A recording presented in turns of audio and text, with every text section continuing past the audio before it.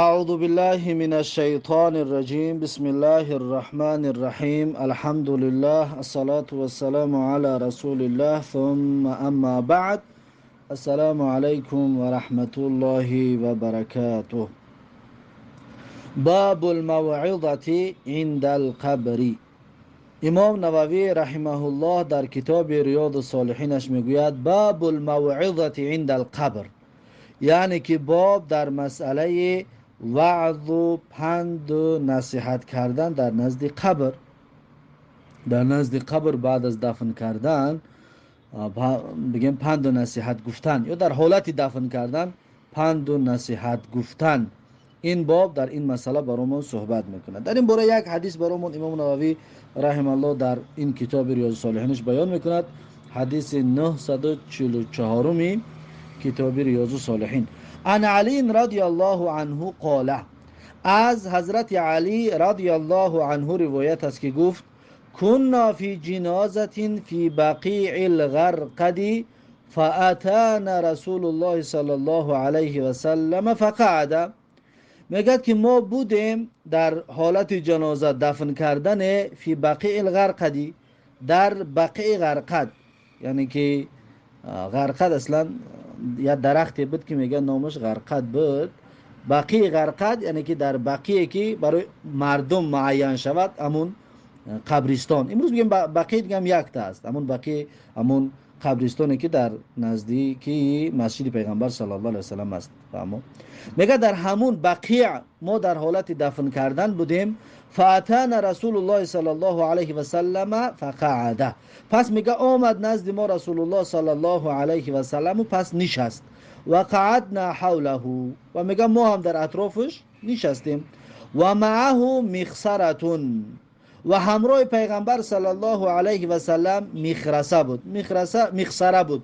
مخصره تیاق داشت پیغمبر صلی الله علیه و سلم که، یا تیاق را میگن که سرش تیز باشد. فهمو؟ تیاقی که سرش تیز کردگی باشد همون را میگن مخصره. بعضی میگن که سرش تیز کردگی آهن دارد، سرش آهنی تیز چسبوندگی باشن، همون تیاق را همون عصا را میگن مخصره. فنکسه، پس پیغمبر صلی الله علیه و سلم میگه سرش رو به پایان آورد، یعنی که آمد در پیش همون و حالت دفن کردن میگه نشست و سرش به پایان آورد.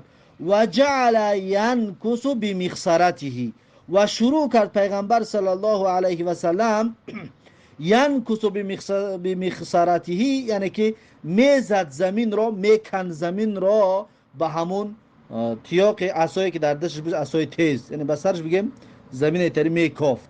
و ثم قال، بعد پیغمبر صلی الله علیه و سلم گفت ما منکم من احد الا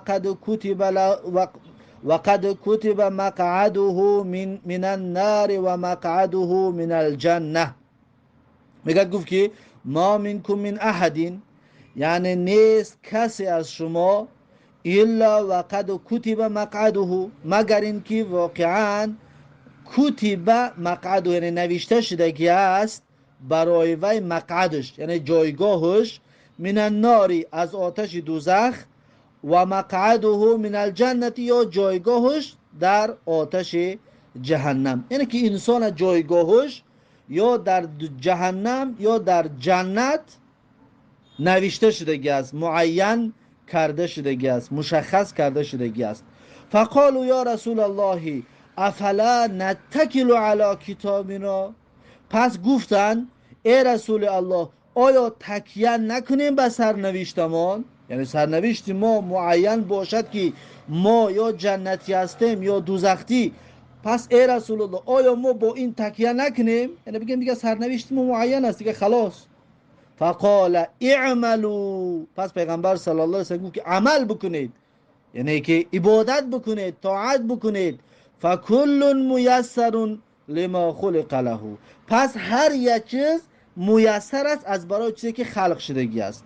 یعنی اگر که شما جنتی باشید، پس برای شما همون عبادت و همون طاعت و همون عمل برای شما میسر است، آسان گردانده شدگی است.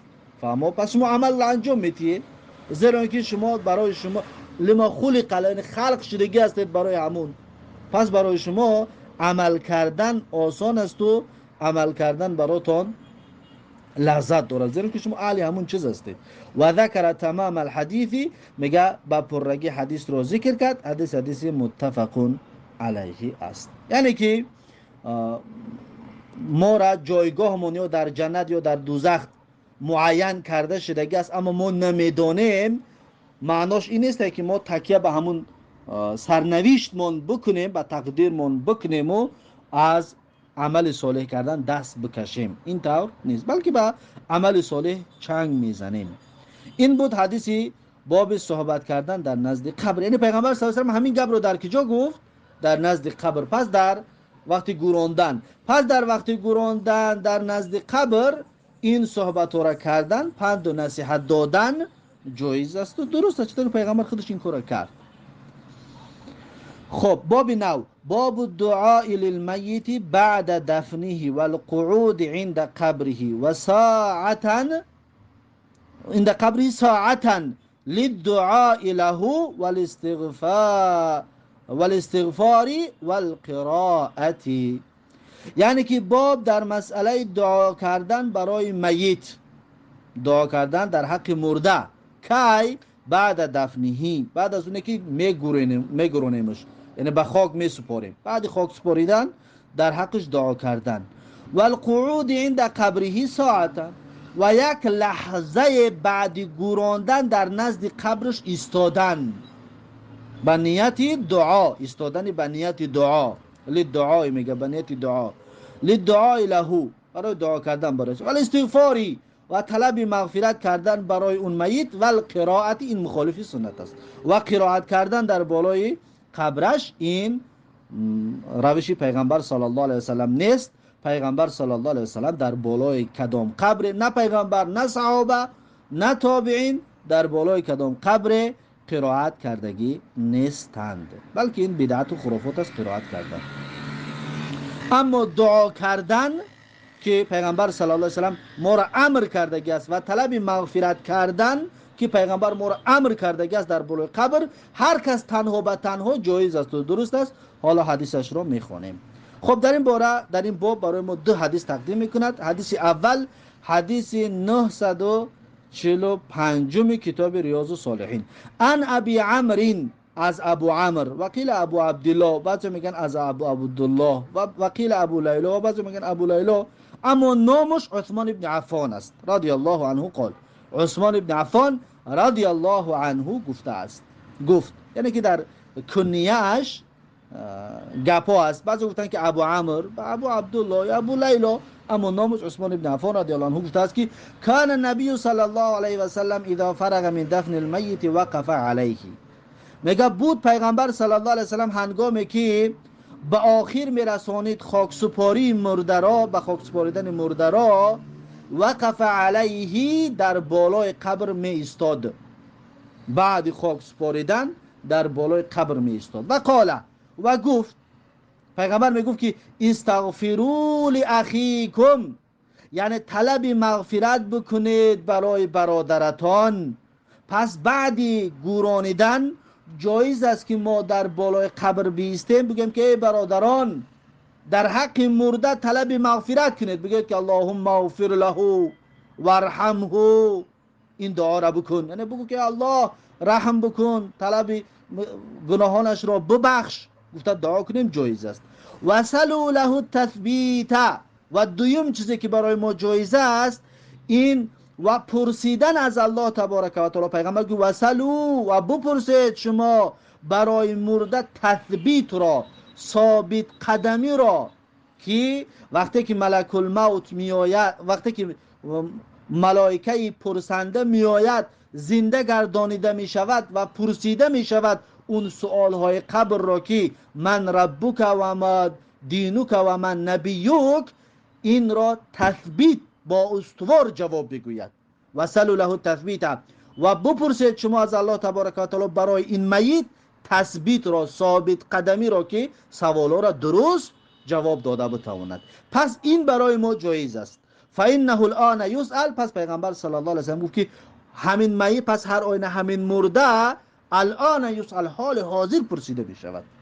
یعنی گوراندیم و این دعا را میکنیم وقتی که ما از پیشش منصرف میشویم اکنون پرسیده میشود میت. رواه ابو داود. این حدیث را ابو داود رحمه الله روایت کرده است. ببینید پیغمبر صلی الله علیه و آله نگفت که شما قرائت قرآن بکنید، یا پیغمبر کسی را امر نکرد که قرآن بخوان، بلکه پیغمبر گفت که استغفروا جمع، یعنی طلب مغفرت رو هر کس میکند با آواز پست، هر کس به نفس خودش، و هر کس دعا را به نفس خودش میکند، تنها تنها، نه با جماعت نه با آواز بلند، بلکه تنها تنها هر کس خودش دعا میکند. این سنت است و این ثابت است. اما قرائت قرآن بالای قبر، چی بعد از گراندن باشد یا چی چند قدر بعد باشد، این مخالف روش رسول الله صلی الله علیه و سلم است، جایز و درست نمی باشد. چطوری که امام ابو حنیفه رحمه الله میگه که مکروه است، مکروه تحریمی، ناجایز است. خب بعد از این حدیث 946 و عن عمرو بن العاص رضی الله عنه قال، یعنی که از عمرو بن عاص رضی الله عنه روایت است که گفت اذا دفنتمونی، عمرو بن عاص رضی الله عنه گفت که هنگامی که شما من را دفن کردید، به خاک سپاریدید، فاقیموا حول قبری قدر ما تنحر جزور، پس فاقیموا، پس بیمانید، حول قبری، یعنی در اطراف گوری من، در اطراف قبر من، قدر ما تنحر جزور، به اندازه آنه که کشته می شود، ذبح کرده می شود یک شتور، به اندازه یک شتور کشتن. گفت در بالای قبر من بیستید. این اجتهاد عمرو بن عاص است، این سنت نیست. این اجتهاد و رأی و فکر عمرو بن عاص است، این مخالف سنت است. و یقسم لحمهما و یقسم لحمها حتی استانس بكم، و گفت بیسته تا اونه که یک شتر کشته شود، و یقسم لحمها، و تقسیم کرده شود گوشت آن شتر، حتی استانس بكم، تا اینکه گفت ما انس بگیرم به شما، یعنی شما وقتی مرا در قبر میگذارید به تنهایی در بالای قبر من بیسته تا اینکه یک شتر کشته شود و گوشتش تقسیم کرده شود، من انس بگیرم با شما. یعنی مدتی طولانی می شود، شاید یک ساعت، یک نیم ساعت، 2 ساعت. این مخالف سنت است، این طور نیست. و اعلم ماذا اراجع به رسول ربی، و تا اینکه بدانم، یعنی شما در بالای قبر من بیسته تا اینکه من انس بگیرم با شما، راحت شوم. و اعلم، و باز بدانم، ماذا اراجع به رسول ربی، چی جواب بدهم به فرستادگان پروردگارم. یعنی ملائکه‌ای که مرا زنده میکنند و از من پرسان میشوند از اون سوالای قبر، پس من دیگر ترس از دلم دور شود تا اینکه من جواب داده بتوانم. شما در بالای من همین مقدار بیستید. رواه مسلم، این حدیث را امام مسلم روایت کرده است. اما این اجتهاد عمرو بن عاص است، با این عمل کردن جایز نیست، یعنی مخالف سنت پیغمبر است. اما سنت پیغمبر چی است؟ سنت پیغمبر این است که وقتی مرده را میگرانیم بعدش دعای مغفرت میکنیم، یعنی 3 بار میگیم اللهم اغفر له، اللهم اغفر له، اللهم اغفر له. برای چی 3 بار؟ او یگان دلیل داریم، پیغمبر صلی الله علیه و آله هر دعایی را که میکرد 3 بار تکرارش میکرد. از این حساب 3 بار میگیم که اللهم اغفر له، اللهم اغفر له، اللهم اغفر له و ثبته، و ثبته، اللهم اغفر له و ثبته، اللهم اغفر له و ثبته، یعنی ای الله سبحانه و تعالی ببخش این مرده را و ثابت قدمش بگردان در جواب دادن سوال ها. گفته 3 بار میگویم این دعا را، یا به زبان تاجیکی هم میگویم ای الله او را ببخش و ثابت قدم بگردان در جواب دادن سوالات. بعد از این منصرف میشویم، میرویم از نزد قبر، در نزد قبر دیگر نمی ایستیم. این سنت است. اما اون چیزی که حال حدیثی که خواندیم این مخالفی سنت است، این روش پیغمبر نیست. و قد سبق بطوله، میگه واقعا گذشت این با بطوله. این نمیدونم از کجا آورده است، این کدام روایت دیگره یا که در چاپ ما هم طور اومدگی است، خلاصا نمیدونم این چی را در نظر داره. و قد سبق بطوله گفته. قال الشافعی رحمه الله، اکنون میگه که امام شافعی رحمه الله گفتن که و یستحب ان یقرأ عنده شیء من القرآن، یعنی و مستحب گردانده شدگی است این که خوانده شود در نزد قبر چیزی از قرآن.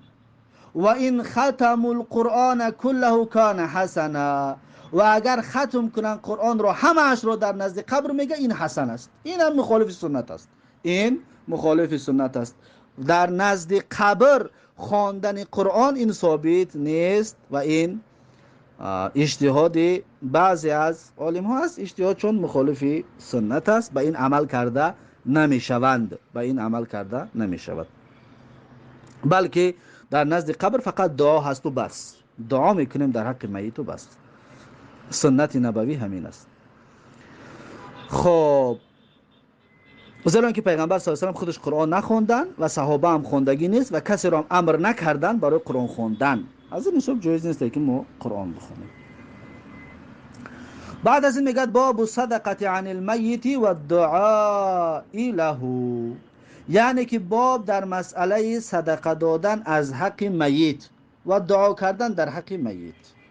از تن میت صدقه بدی یا که دعا در حق میت بکنی. این باب در این باره صحبت میکنه. میگه قال الله تعالی، الله سبحانه و تعالی گفتند که والذین جاءوا من بعدهم، یعنی آن کسانی که آمدن بعد از اونها، یقولون ربنا اغفر لنا ولاخواننا الذین سبقونا بالایمان، میگویند که پروردگارا ببخش برای ما و برای برادرانمون که سبقت کردن به ما به ایمانشان، یعنی پیش از ما کسانی که ایمان آوردن، کسانی که خدمت در راه دین کردن، ای الله اونها را ببخش، اونها را ببخش. پس این آیت دلیل است برای اینه که برای گذشتگان دعا کردن انشاءالله اجرش میرسد، زیرا که آیت ما را خبر داده است، یعنی که الله سبحانه و تعالی ما را خبر داده است که گذشتگان صالح این طور بودن که میگفتن ای الله ببخش ما را و برادرانمون را، یعنی که برادرانمون که گذشتن. پس در حق میت دعای نیک کردن جایز است، دعا کردن در حق میت درست است، با طبق همین آیت هم و همچنین دلیل های زیاد از حدیث هم داریم.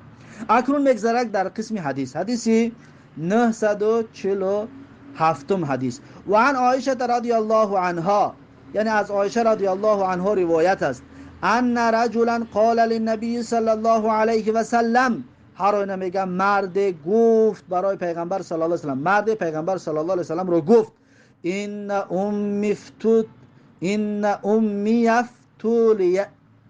ان امی افتولتت، یا که ان امی افتولتت، اگر که وصل کنیم میگیم که ان امی افتولتت نفسها، یعنی هر آینه میگه گفت پیغمبر صلی الله علیه و که هر آینه مادری من افتولتت نفسها، یعنی مرگی مفاجعه براش آمد، یعنی که بی خاطر وفات کرد. و اوراها، یعنی من اعتقاد دارم، میگه گمان میکنم که لو تکلمت، اگر که فرصتی گپ زدن میداشت مادرم، تصدقت، صدقه میکرد یا که ما را توصیه به صدقه میداد. یعنی که اگر که مادرم بیمار میشید، مثلا مرگش بگم علامت های مرگ براش نمایان میشد، حتما خودش صدقه میداد یا ما را توصیه میکرد که صدقه بکنید بعد من. یعنی که گفت همین طور واقعا برامون پیش آمد. پس گفت که فهل لها اجر ان تصدقت عنها، پس برای مادرم اجر هست، یعنی ثوابش به مادرم میرسد اگر که من صدقه بکنم از جای مادرم، یعنی صدقه به نام مادرم بکنم، آیا نفع فایده به مادر من میرسد؟ قال نعم، میگه رسول الله صلی الله علیه و سلم گفت که بله، یعنی که صدقه برای مادرت میرسد، اما با طریق بدعت نباشد، اون پنجشنبگی و چیل و سال و به این طریق نباشد، بلکه صدقه هر وقتی که دستت رسید صدقه بکنی، انشاءالله به میت به مردت نفع خواهد رسانید.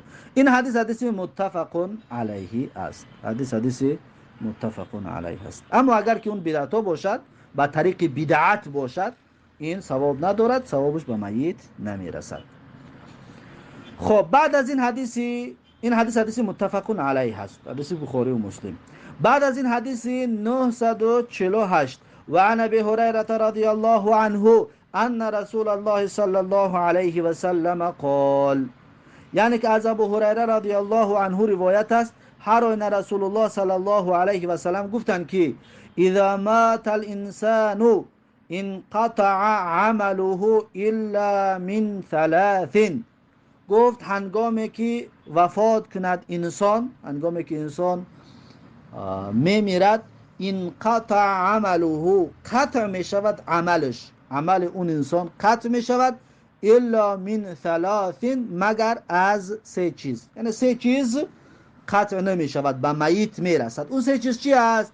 صدقت جاریت. یکم صدقه، صدقه جاریه هست. اگر صدقه جاریه باشد بعد از مرگش همچنین به اون انسان ثوابش می رسد. او علم ينتفع به. دویم گفت یا علمی که فایده رسانده شود، یعنی که علمی که فایده رسانده می شود با اون علم، یعنی علمی فایده ناک باشد، یا علمی فایده ناک باشد برای امت، برای پسینه ها، برای بعدینه ها، پس این هم همچنین صدقه جاریه هست و صاحبش می رسد. ولد صالح یدعو له. یا فرزند صالح باشد که دعا کند در حق پدرش، در حق مادرش، در حق والدینش دعا بکند، یا در حق اون کس دعا کند، مثلا برادرش باشد یا خواهر و اپش باشد که در حق خواهرش و اپش دعا بکند، پس این هم همچنین اجرش برای اون انسان میرسد. رواه مسلم. این حدیث را امام مسلم روایت کردگی هست. پس پیغمبر صلی الله علیه و گفت که سه چیز را ثوابش به میت میرسد. یکم صدقه جاریه، دوم علمی که فایدهش میرسد، سوم که فرزند صالح. پس غیر این ثوابش نمیرسد، ثوابش رسانده نمیشود. اما از بین این چیزها، از بین اینها سه چیزی که ثوابش میرسد، کدام اینها افضل ترینش است؟ صدقه جاریه، یا علم ینتفع به، یا ولد صالح، کدامش بهتر است؟ بهترین اینها علم ینتفع به است. چرا؟ زیرا اینکه صدقه جاری موقتی است، شاید 20 سال، 50 سال، 100 سال بعد از بین می رود اون صدقه جاریه که انجامش دادی، یعنی موقتی است. ولد صالح هم همچنین موقتی است، شاید بعد 20 سال، 50 سال زنده است و بعد اونم وفات میکند، اونم از بین می رود. اما علم ینتفع به این همیشه و دائمی است. اکنون حاضر حدیثی که خواندم از ابو هریره رضی الله عنه است. کی ابو هریره رضی الله عنه وفات کرده است تا امروز ما در حقش دعا میکنیم. برای چی؟ برای که علم ینتفع به گذاشتگی است، حدیث را روایت کردگی است، ما میخونیم و در حق این حضرت دعا میکنیم. یا امام شافعی، امام ابو حنیفه رحمه الله، امام مالک، امام احمد، یا شیخ الاسلام ابن تیمیه، ابن القیم و دیگر بزرگان کی وفات کردند؟ چند صد سالها شدن که وفات کرده هستند، اما تا امروز ما در حق اونها دعا میکنیم. چرا؟ زیرا که علم ینتفع به دارد، علمی فایده که برای امت گذاشته هستند که امت در حقشون دعای نیک میکنن. اما پس از این حدیث معلوم شد که علمی منتفع، علمی که فایده رسان، علمی که منتفع است، یعنی که فایده رساننده است، این بهتر و خوبتر است از بین این عمل ها. پس کوشش کنیم که علم بگذاریم و با فایده مردم باشه، دعوت کنیم و مردم رو فرا خوانیم به سوی دین و نتیجه اثری بگذاریم. خب این بود باب صدقه دادن در حق میت و دعا کردن از در حق میت. بعد از این باب نو شروع می شود، باب ثناء الناس علی المیت، یعنی باب در مسئله تعریف و توصیف کردن مردم مرده را، یعنی مرده را توصیف بکنن، مردم مرده را تعریف بکنن، کارهای نیکش، کارهای صالحش ذکر بکنن، چی نتیجه دارد، و همچنین عکسش، اگر کارهای بدش ذکر بکنن چی نتیجه دارد برای مرده. این باب را انشاءالله درس آینده خواهیم گرفت. این بود درس امروزمون. با همین درس امروزه را با پایان میرسونیم تا درس آینده. الله حافظ و مددکار. بارک الله فیکم و جزاکم الله خیرا و السلام علیکم و رحمت الله و برکاته.